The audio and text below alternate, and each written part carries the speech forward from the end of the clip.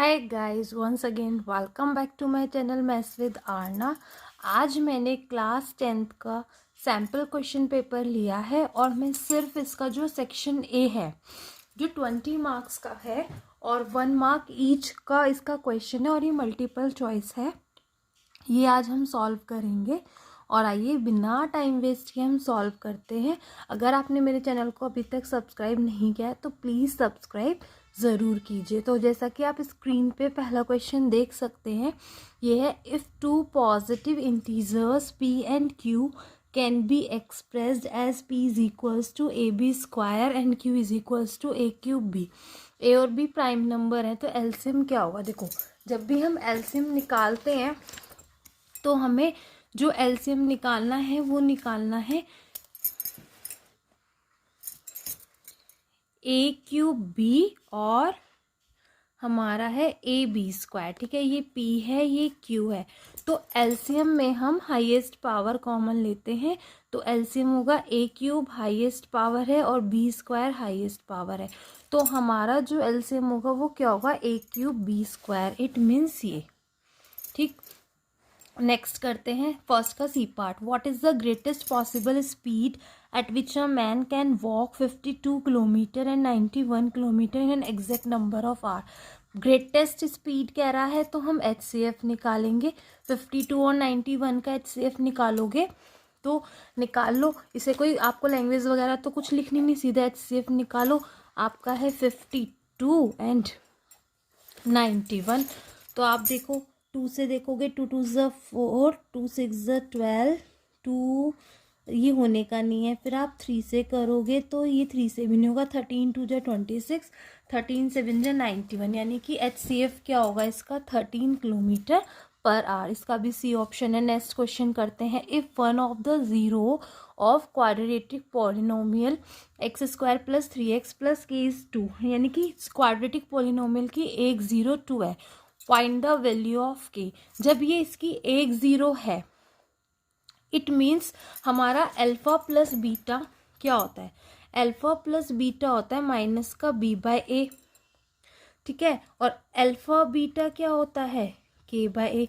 आप इससे निकालना चाहो इससे निकालो, नहीं तो हम सीधा करेंगे। वन ऑफ द जीरो कह रहा है ना क्वाड्रेटिक पॉलिनोमियल की, यानी कि अगर मैं इसमें इस पॉलिनोमियल में 2 रख दूं, ठीक है, हमें तो सिंपल आंसर देना है तो सिंपल सॉल्व करके देंगे। तो मेरा जीरो होगा क्योंकि फैक्टर कह रहा है, एक जीरो कह रहा है। तो 2 का square plus 3 into 2 plus k is equal to 0, 4 plus 6 plus k is equal to 0। ठीक है, 6 प्लस 4 कितना होता है 10, 10 plus k is equal to 0। तो के की वैल्यू कितनी आई -10। इट मीन्स -10 इसका क्या है आंसर। इसका आंसर क्या हो गया B. Graphically the pair of equations given by, हमें पेयर ऑफ इक्वेशंस दी हुई है और रिप्रेजेंट करती हैं 2 लाइंस को। ये बताना है ये पैरेलल होंगी, कोइंसाइड होंगी, इंटरसेक्टिंग होंगी। तो हम देखो बहुत इजी है। अगर हम ये A1 होता है, ये B1 होता है, ये C1 होता है, ये A2 होता है, ये B2 होता है, ये C2 होता है, हम रेशियो निकाल के देखेंगे A1/A2। तो जो आपका A1/A2 आएगा, A1/A2 अगर वो इक्वल होगा B1/B2 और इक्वल होगा, ऐसे कुछ होता है ना, तो हम देखते हैं क्या आता है। तो A1 आएगा आपका, A1/A2 कितना आएगा 3, यानी कि ये आपका 3 आएगा। A1/A2 कितना आएगा 3। अगर आपसे B1/B2 देखोगे आप तो वो भी कितना आएगा 3 आएगा, इक्वल आएगा। और आप C1/C2 देखोगे वो कितना आएगा 10/9, यानी कि नॉट इक्वल आएगा। यानी कि मेरा ये दोनों इक्वल है, नॉट इक्वल है। तो ये कंडीशन किसकी होती है, it is the condition of parallel lines. A1/A2 equal B1/B2 not equal to C1/C2। This is the condition of parallel lines. तो ये लाइंस कैसी होंगी, पैरेलल होंगी। इसका ऑप्शन क्या हो गया आपका बी। नेक्स्ट हम करते हैं, if the quadratic equation has real and equal roots then, क्या वैल्यू होगी के की। इस क्वाड्रेटिक इक्वेशन के रियल एंड इक्वल रूट्स है। रियल एंड इक्वल रूट्स का मतलब होता है डिस्क्रिमिनेंट 0। तो आप इसका डिस्क्रिमिनेंट क्या रख दो, इस इक्वेशन का 0 रख दो। ठीक है, जब आप डिस्क्रिमिनेंट 0 रखोगे, डिस्क्रिमिनेंट क्या होता है B² - 4AC इक्वल टू 0।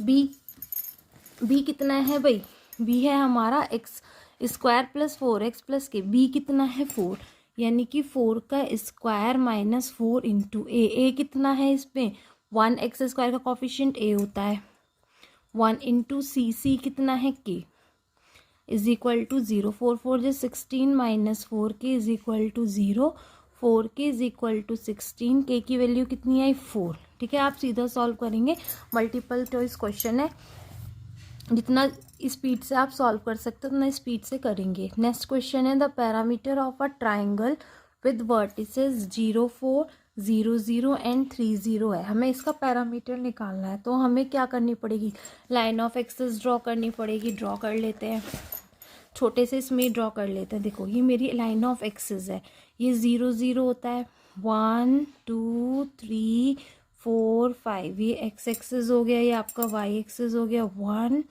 2 3 4 5। अब देखो पहला हमारा वर्टिसेस कितना है 0 4, यानी कि x0 y4, ये आपका हो गया a।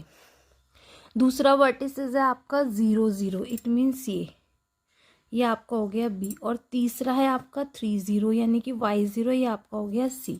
ट्राइंगल फॉर्म्ड हो गया, इसका पैरामीटर निकालना है। इट मीन्स ये 90 डिग्री है। पैरामीटर क्या होगा भाई, पैरामीटर होगा A B plus B C plus C A. A B तो देखो ये वाली दूरी हो गई that is 4, plus B C A वाली डिस्टेंस हो गई दैट इज 3। सी ए निकालनी है, सी ए हम किससे निकाल लेंगे भाई, हाइपोटेनस 90 राइट एंगल ट्राइंगल है तो हम पाइथागोरस थ्योरम लगाएंगे, सीधा लगा देते हैं। ये 4 है ये 3 है, बिना टाइम वेस्ट किए हम सीधा लगाते हैं। हाइपोटेनस क्या होती है √p² प्लस b²। तो सी ए क्या होगी, सी ए होगी आपकी ए बी का स्क्वायर प्लस बी सी का स्क्वायर √ ए बी कितनी है आपकी 4 4 का स्क्वायर, बी सी कितनी है आपकी 3 3 का स्क्वायर, 4 4 जो 16 3 3 सा 9 दैट इज √25 दैट इज 5, यानी कि ये हमारी कितनी है 5 5 प्लस 3 8 8 प्लस 4 12, यानी कि कितनी हो गई 12 यूनिट्स। यानी कि आपका कौन सा पार्ट आता है इसका 6 क्वेश्चन का आता है आपका 12 यूनिट बी पार्ट। नेक्स्ट आगे के क्वेश्चन देखते हैं।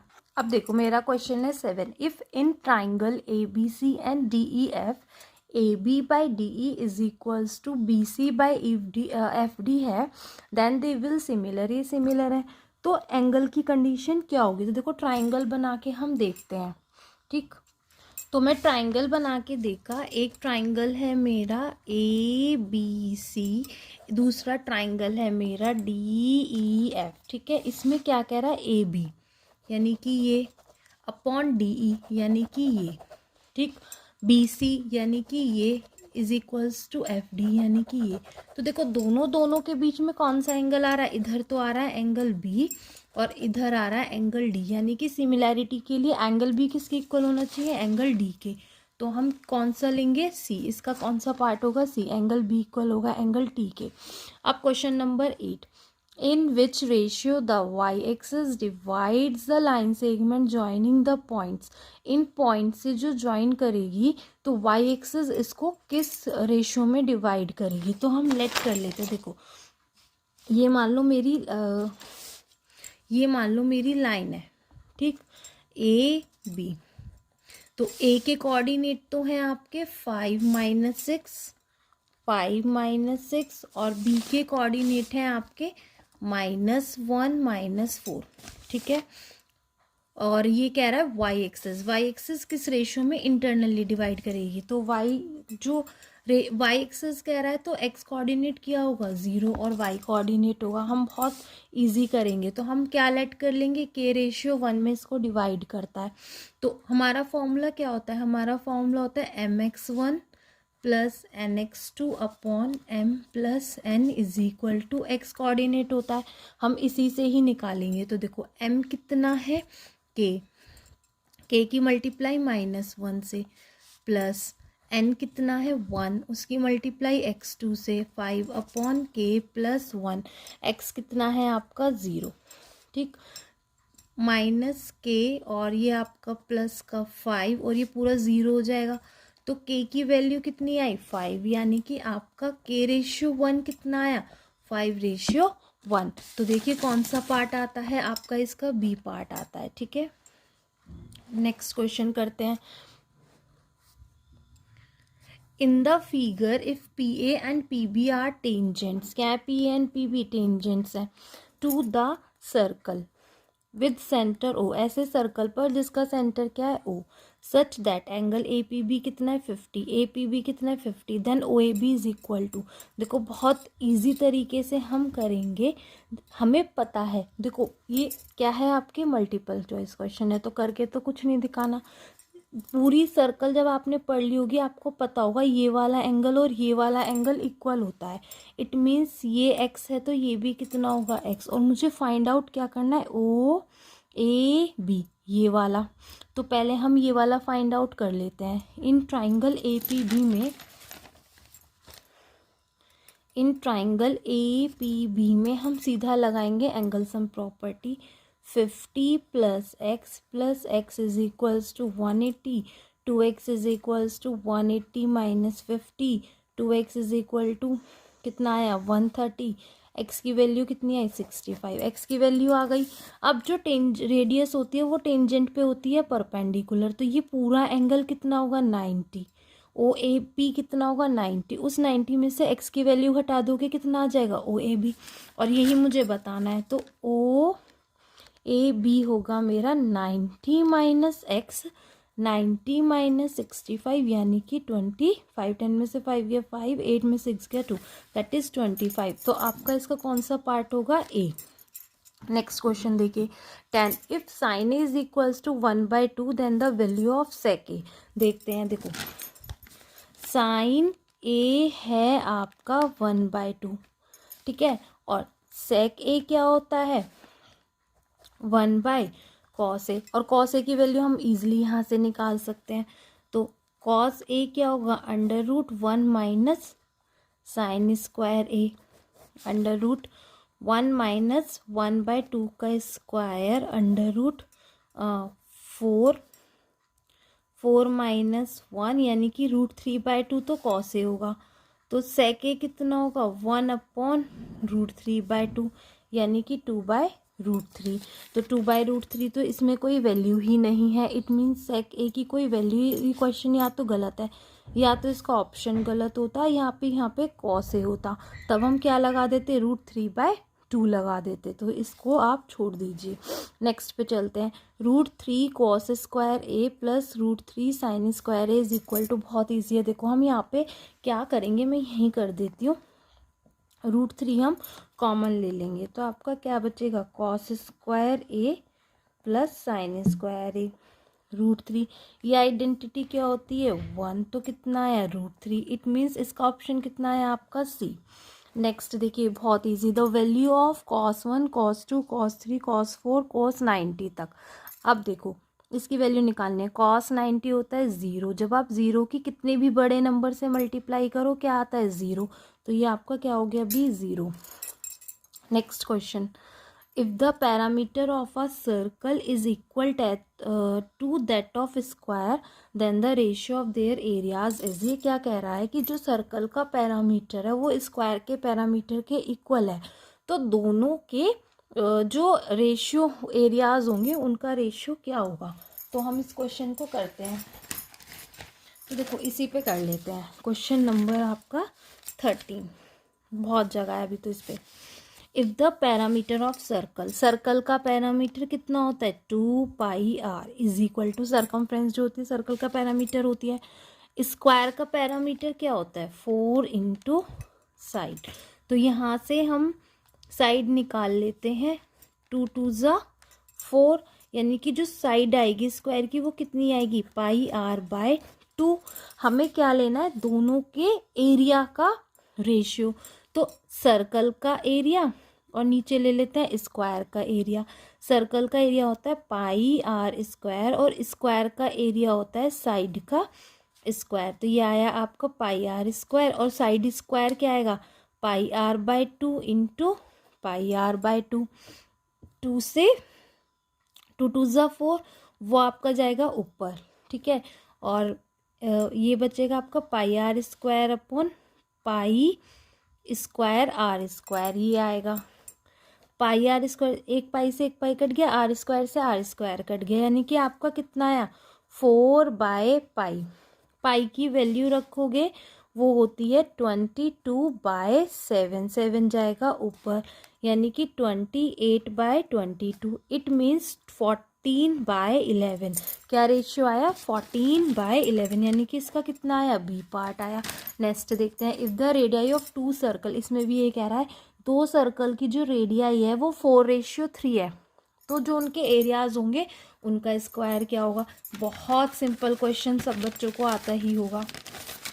9th में भी ऐसे क्वेश्चन थे। 14 देखो, दोनों की रेशियो यानी कि R1/R2 हमें कितना दिया हुआ है, R1/R2 हमें दिया हुआ है 4/3, ठीक है, कितना दिया हुआ है 4/3। अब हमें दोनों के एरिया का रेशियो निकालना है, यानी कि एरिया ऑफ सर्कल 1/एरिया ऑफ सर्कल 2। पाई R1 का स्क्वायर अपॉन पाई R2 का स्क्वायर, भाई पाई से तो पाई कट जाएगा, या इसको आप क्या लिख सकते हो R1/R2 का स्क्वायर। R1/R2 यानी कि 4 × 16 और 3 9, यानी कि रेशियो क्या आएगा 16/9। इसका कितना पार्ट आया सी पार्ट आया। नेक्स्ट क्वेश्चन देखते हैं। नेक्स्ट क्वेश्चन है, इफ टीएसए जो है हमारा सॉलिड हेमिस्फेयर का, टीएसए बताओ जब रेडियस कितनी है 7। तो सॉलिड हेमिस्फेयर का जो टीएसए होता है वो होता है आपका 3πr²। रेडियस इसमें आपको दे रखी है 7, यानी कि 7 × 7, 7 7 जा 49, 49 की 3 से कर लो मल्टीप्लाई, 9 3 जा 27, 2 7 4 जा वो 4 3 जा 12 और 2 14। इट मीन्स आपका कितना आएगा 147 पाई। इसका कितना पार्ट आता है डी। देखो ये मत सोचना मैं बहुत स्पीडली करा रही हूँ, अगर मैं स्पीडली कराऊंगी तो वीडियो बहुत लंबी हो जाएगी, इसीलिए सिर्फ मैंने सेक्शन ए की वीडियो बनाई है, मैं शॉर्ट्स में ही वीडियो डालूंगी। और नेक्स्ट क्वेश्चन है हमारा, फॉर द फॉलोइंग डिस्ट्रीब्यूशन, ये हमारा डिस्ट्रीब्यूशन दिया हुआ है, अपर लिमिट क्या होगी मॉडल क्लास की। मॉडल क्लास क्या होती है, जिसकी फ्रीक्वेंसी हाईएस्ट होती है वो हमारी मॉडल क्लास होती है। फ्रीक्वेंसी हाईएस्ट है 20, तो ये हमारी मॉडल क्लास है। इसकी क्या बतानी है upper limit, 15 is the lower limit, 20 is the upper limit, हमें बतानी है अपर लिमिट, तो इसका आंसर कितना आया C. Next question, if the mean of the following distribution, हमें मीन दिया हुआ है, y की वैल्यू निकालनी है, तो हम सीधा सीधा इसमें क्या करेंगे मीन का फॉर्मूला लगाएंगे और हम वैल्यू निकाल लेंगे। तो हम लगाते हैं मीन का फॉर्मूला। देखो मीन का फॉर्मूला क्या होगा, इसके लिए तो टेबल बनानी पड़ेगी, fx निकालना पड़ेगा, ये आपका f है, तो हम fx निकाल लेते हैं। देखो मैं सीधा करती हूँ, fx निकालते हैं 4 + 5 2 = 10, 3y, 4 1 = 4 और 5 2 = 10, इन सबको प्लस करके ऊपर रखेंगे समीशन एफ एक्स, और समीशन एफ नीचे रखेंगे। 4 + 5 9, 9 + 1 10, 10 + 2 12, 12 + y इज इक्वल टू, आपका मीन कितना दिया हुआ है 2.6। 10 4 14, 14 2 = 28, 28 + 3y is equal to 2.6 × 12 + y, इधर मल्टीप्लाई में आएगा। 28 + 3y इज इक्वल टू 12 6 = 72 7, 12 2 = 24 7 31, 31.2 इससे है, और इससे मल्टीप्लाई करने पर ये आएगा 3y - 2.6y is equal to 31.2 - 28। 3 में से 2.6 गया 0.4y, और यहाँ पे ये आएगा आपका 3.2। y इज इक्वल टू 3.2 और 0.4, पॉइंट से पॉइंट हटा, 4 8 = 32, यानी कि y की वैल्यू कितनी आई 8। देखते हैं y की वैल्यू आई 8, ऑप्शन बी।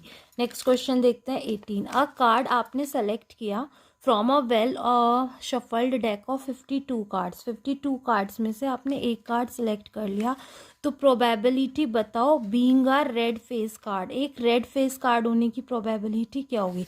तो देखो रेड फेस कार्ड कितने होते हैं? 6 होते हैं, ठीक है। There are 12 face card total, 52 में से 12 फेस कार्ड होते हैं, 6 रेड एंड 6 ब्लैक। हमें रेड की निकालनी है तो 6 आएगा ऊपर और नीचे आएगा 52, ठीक है। ये क्वेश्चन है आपका 18। 2 3 6, 2 2 4, 2 6 12, ये तो कटेगा ही नहीं अब 3 से, तो आपका जो ऑप्शन आया 3/26। Probability of being a red face card 3/26, ए इसका ऑप्शन है। नेक्स्ट देखिए असर्शन और रीजन का है। If HCF of 510 and 92 is 2, then the LCM of 510 and 92 is इतना। रीजन, अब देखो रीजन तो formula HCF into LCM is equal to product of 2 number, तो रीजन तो ट्रू है। असर्शन का देख लेते हैं। असर्शन HCF तो इसका देखो, देखते हैं क्या आता है।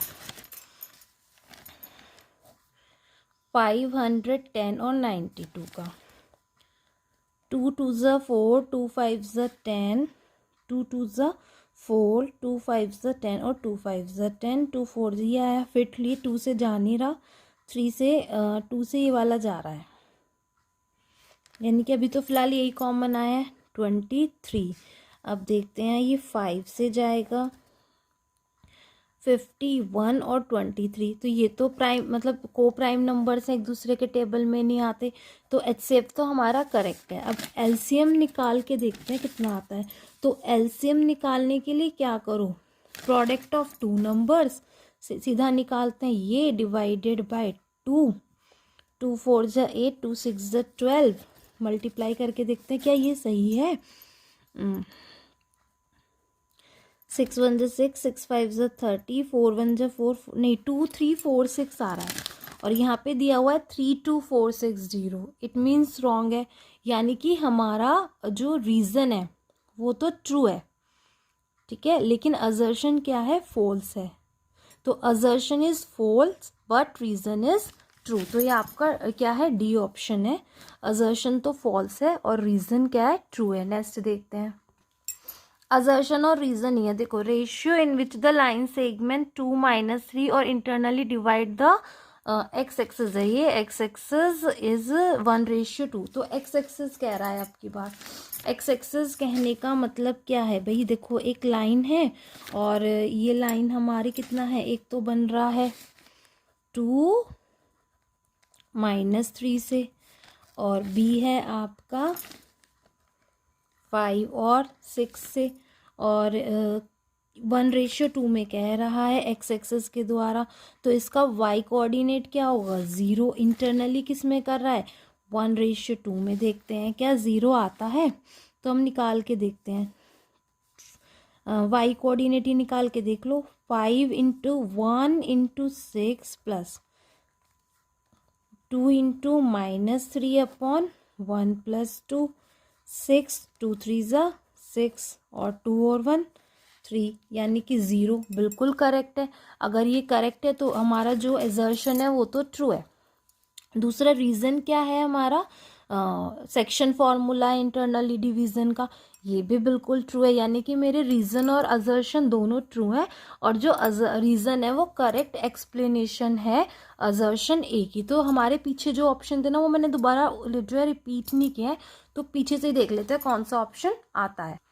तो यानी कि both assertion and A and reason R true and reason R is the correct explanation of assertion A, यानी कि इस वाले पार्ट का जो मेरा ऑप्शन आएगा क्वेश्चन नंबर 20 का, वो आपका आएगा ए, ठीक है।